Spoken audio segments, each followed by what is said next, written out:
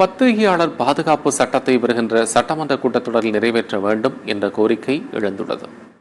திருப்பூர் மாவட்டம் பல்லடத்தில் ஊடக செய்தியாளர் நேசப்பிரபு மர்ம நபர்களால் தாக்கப்பட்டதை கண்டித்து சென்னை சேப்பாக்கத்தில் உள்ள பத்திரிகையாளர் மன்ற வளாகத்தில் நடைபெற்ற ஆர்ப்பாட்டத்தில் ஏராளமானோர் கலந்து கொண்டனர்.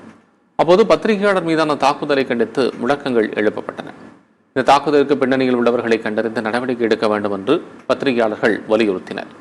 பத்திரிகையாளர்களுக்கு பாதுகாப்பு தேவை என்று சொன்ன பிறகும் பாதுகாப்பு தர தவறிய காவல்துறையினருக்கு முதலில் கண்டனங்கள். கொலைவெறி கும்பலை இதுவரை கைது செய்யாதது மிகப்பெரிய அதிர்ச்சியையும் வருத்தத்தையும் கோபத்தையும் ஏற்படுத்தி இருக்கிறது. தமிழக அரசுக்கு 2-3 முக்கியமான கோரிக்கைகளை இந்த கண்டன ஆர்ப்பாட்டத்தின் மூலமாக முன்வைக்கின்றோம். முதலில் பத்திரிகையாளர் உடல்நலம் பெற்று சீராகும் வரை அவருக்கான மருத்துவ சிகிச்சையினை தமிழக அரசு பொறுப்பேற்க வேண்டும். இந்த கொலைவெறி தாக்குதலில் ஈடுபட்டவர்களை, தூண்டிவிட்டவர்களை, பின்புலமாக இருப்பவர்களை கண்டறிந்து கடுமையான நடவடிக்கைக்கு உள்ளாக்க வேண்டும்.